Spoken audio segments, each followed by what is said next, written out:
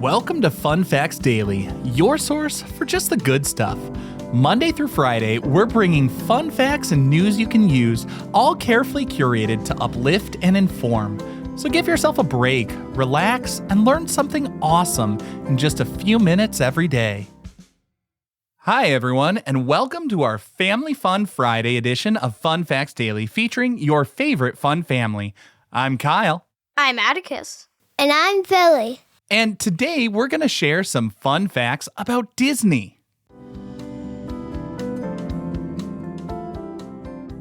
All right, before we dive into the facts about Disney, let's warm up our brains with a little challenge.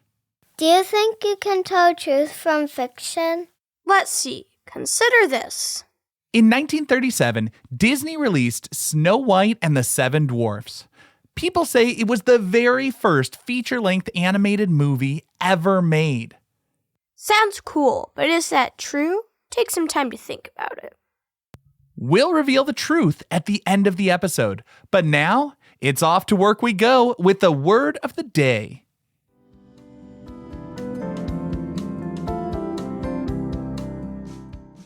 Today's word is Imagineer, spelled I-M-A-G-I-N-E-E-R.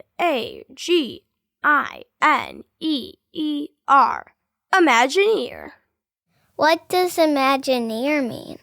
An Imagineer is someone who works for Disney, designing and building theme parks, rides, attractions, and hotels.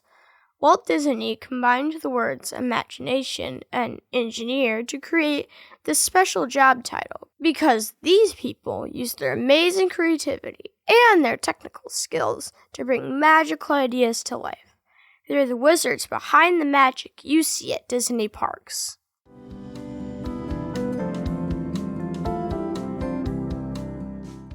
Now for your daily high five, our top 5 fun facts about Disney. Number 1. The voice actors behind Mickey and Minnie Mouse were married in real life. That's right. For many years, the man who did the voice of Mickey Mouse was Wayne Allwine, and the woman who voiced Minnie Mouse was Russi Taylor. They met while working together at Disney and fell in love just like their characters.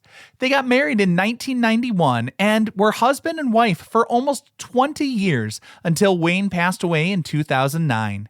It's really sweet to think that the voices behind one of the most famous couples in cartoon history were a real-life loving couple too. Number 2. Disney parks use special machines to make certain areas smell like delicious treats or faraway places. It's true. These machines are sometimes called smellitizers, and they're part of what makes visiting Disney parks so immersive. Imagineers use them to add scents that match the theme of the area or attraction. So when you walk down Main Street, USA, you might smell vanilla or cookies baking, even if there isn't a real bakery right there. On rides like Pirates of the Caribbean, you might smell damp, salty sea air. Or on Soaring Around the World, you could smell pine trees when flying over forests or tropical flowers over islands. These smells help trick your brain and make the experience feel even more real and magical. Number 3. Mickey Mouse wasn't Walt Disney's first famous cartoon character. Before Mickey, there was Oswald the Lucky Rabbit. Walt Disney created Oswald in 1927, and the cartoons were very popular. Unfortunately, due to a contract disagreement with the company distributing the cartoons, Walt lost the rights to Oswald. He couldn't make Oswald cartoons anymore. Feeling down but still determined, Walt and his animator friend, Ub Iwerks, went back to the drawing board. They needed a new character, and that's when Mickey Mouse was born in 1928. Losing Oswald was tough, but it led directly to the creation of the mouse who started it all. Little bonus fun fact for you, Disney actually got the rights back to Oswald many years later in 2006. Number 4. Walt Disney World in Florida is huge. about the same size as the entire city of San Francisco. It's hard to picture just how big Walt Disney World is until you hear that comparison. It covers nearly 40 square miles. That includes 4 main theme parks, 2 water parks, dozens of hotels, golf courses, shopping areas like Disney Springs, and lots of natural land too. To give you another idea, it's about twice the size of the island of Manhattan in New York City. Because it's so vast, Disney World has its own buses, monorails, boats, and even the Skyliner gondolas to help guests get around the massive property. It really is its own world. And our fifth and final fact, there's a secret apartment hidden inside Cinderella's castle at Walt Disney World. Hard to believe, but it's true. Originally, Walt Disney planned for it to be an apartment for his family to stay in when they visited Florida. Sadly, Walt passed away before Walt Disney World opened, so he never got to use it. For many years, the space was used for storage or telephone operators. Then, in 2006, Disney Imagineers transformed it into a super luxurious royal suite. It looks like something straight out of a fairy tale, fit for a prince or princess. It's not available for regular booking, though. Staying there is usually reserved for contest winners or special guests, making it one of the most exclusive places in the park.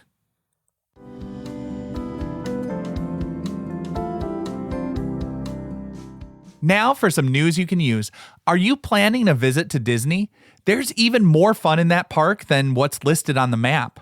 Keep your eyes peeled for hidden Mickeys, these secret shapes of Mickey Mouse's head that Imagineers hide all over Disney parks. The story goes that hidden Mickeys really took off back in the late 1970s and early 1980s when Imagineers were designing Epcot. At the time, management felt Epcot should be more adult-focused, and it didn't want classic characters like Mickey Mouse featured prominently there.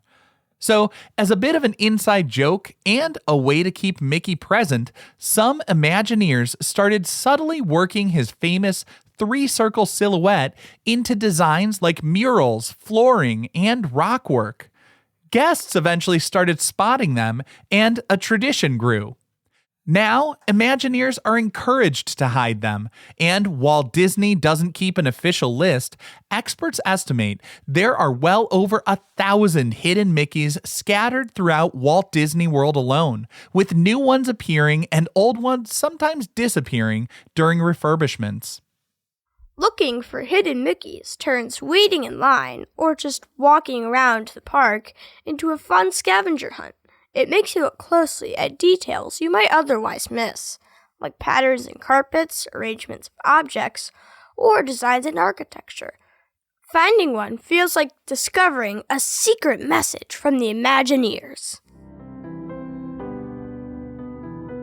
Okay, everyone.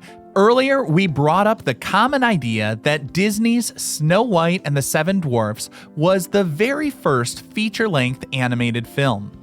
Right, the one from 1937. So was it the first? Well, this is where history gets interesting. While Snow White is incredibly important and a major milestone, it wasn't technically the first animated feature film ever made globally. Really? Well, then what was? Believe it or not, historians point to a film made in Argentina way back in 1917 by Quirino Cristiani called El Apostol as the first known animated feature. That was 20 years before Snow White. Unfortunately, no copies of that film exist today. There might have even been a couple others in different countries before Disney's big release. So why does everyone always say Snow White was the first one?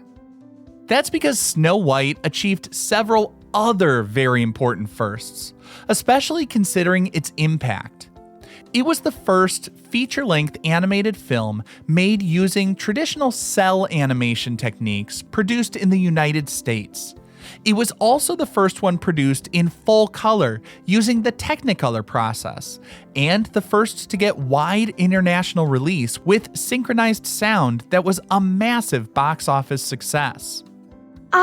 So it was like the first big, successful modern style one that really showed what animation could do. And that's all everyone remembers. Exactly. While technically not the very first, its groundbreaking animation techniques, use of color and sound, storytelling depth, and huge popularity make it the film that truly launched feature animation as a major film genre, especially in America. And it established the Disney legacy. Other people have made feature-length animations, but they hadn't been successful. Many people in the film industry knew a long animation could be done, but they didn't think it could be done well. As the project took way longer than expected and went significantly over budget, Snow White became known in the industry as Disney's Folly, until it was released in theaters and became Disney's Triumph. In the end, Snow White was Disney's first feature-length animation. Disney Studios pioneered new methods and technology for the piece, and it set the record for being the highest-grossing animated feature film. But there were earlier, lesser-known examples of full-length animated features. And that wraps up our Family Fun Facts Friday. We hope you enjoyed learning all about Disney with us today. A huge thank you to my amazing co-hosts, Atticus and Philly. You two are awesome. Thanks for listening, everyone. Have a fantastic Friday. And have a wonderful weekend. Fun Facts Daily is an Airwave Media podcast. It was written, recorded, mixed, and edited by us, Kyle, Atticus, and Philly. Be sure to follow Fun Facts Daily on your favorite podcast app so you can keep the good stuff coming your way every day. And if you like the show, please do me a favor and leave a kind rating, review, or just tell your friends about it.